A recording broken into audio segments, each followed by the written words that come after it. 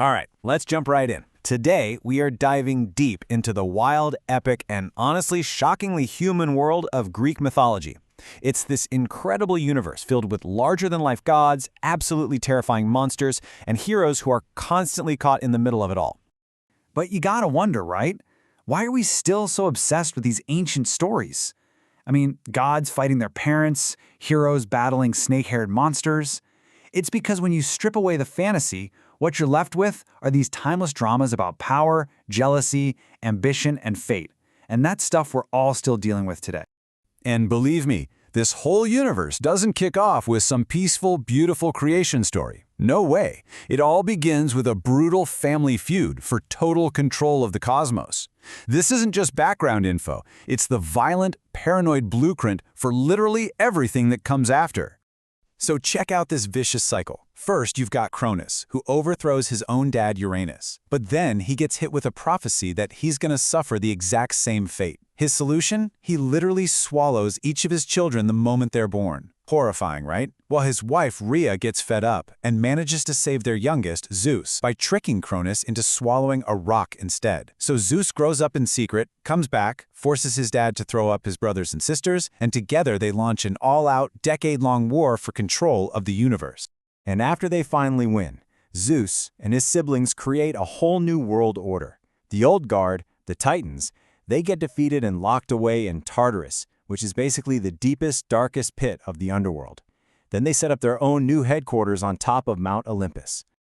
So who are these new rulers? Now, don't go picturing some council of wise, perfect, benevolent beings. Oh no, it's much more interesting than that.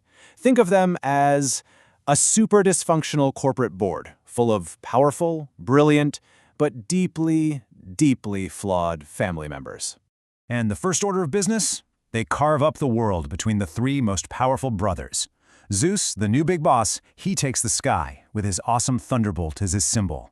Poseidon gets the seas and that iconic trident. And poor Hades, well, he kind of draws the short straw and gets the underworld, along with a cool cap of invisibility.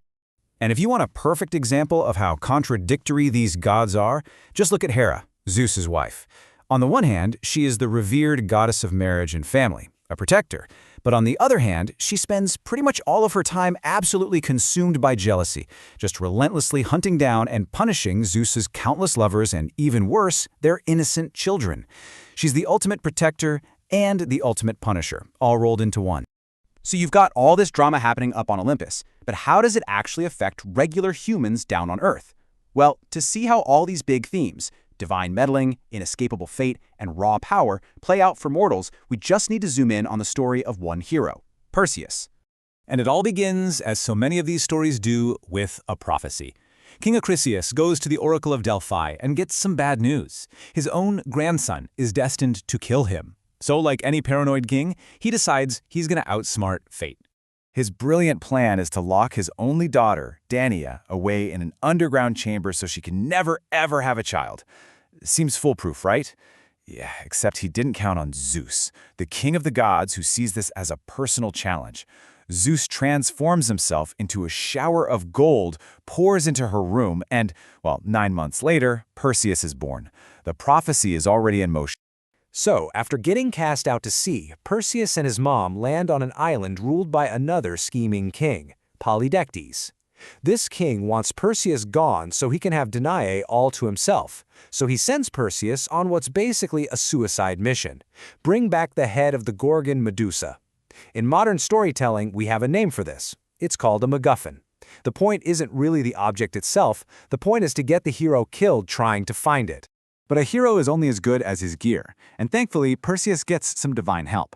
The gods Athena and Hermes hook him up with a kind of hero's starter pack. You've got winged sandals for super speed, an unbreakable sickle, Hades' own cap of invisibility, a bag to carry you-know-what, and most importantly, a polished shield from Athena. That shield is the absolute key to everything.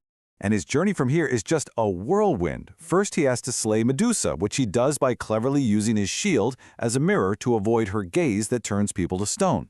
Then, on his way back, he rescues Princess Andromeda from a sea monster. He confronts that evil King Polydectes, and finally he heads back to Argos, his original home. So here's the best part, the big payoff. Perseus gets back and finds King Polydectes is still harassing his mother. In a moment of just perfect poetic justice, Perseus reaches into his bag, pulls out the very prize the king sent him to get, and bam! He turns Polydectes and his entire court into stone statues. Okay, so the villain is defeated, the quest is complete, we're all good, right? Well, not quite. There's still one loose thread dangling out there, that original prophecy made to his grandfather, King Acrisius. Now, Perseus is a hero, not a murderer. He has absolutely no intention of harming his grandfather. In fact, he goes back to his homeland hoping to reconcile. But Acrisius, who's still terrified of the prophecy, has already fled. He's trying to run from destiny. But here's the thing about fate in these stories. You can't run from it. At some athletic games, Perseus is competing and throws a discus. Maybe it was a gust of wind, maybe just a bad throw, who knows. But the discus veers off course, flies into the crowd, and strikes an old man, killing him instantly. And of course, that man was his grandfather Acrisius, hiding in the crowd. The prophecy comes true, not out of malice, but because of a freak accident. You just can't escape your fate. So let's just step back and look at what we've seen. We've got a universe that was created through patricide, ruled by gods who are every bit as petty and vengeful as they are powerful, and in which human lives are just pieces on a chessboard, moved around by the whims of fate. And that right there is why these myths have stuck around for thousands of years. They show us a world that isn't governed by perfect beings or simple morality. It's governed by raw, messy, relatable emotions. The god's jealousy, the hero's pride, the inescapable grip of destiny. These are struggles that echo the complexities of our own lives. So it leaves us with one last question to chew on.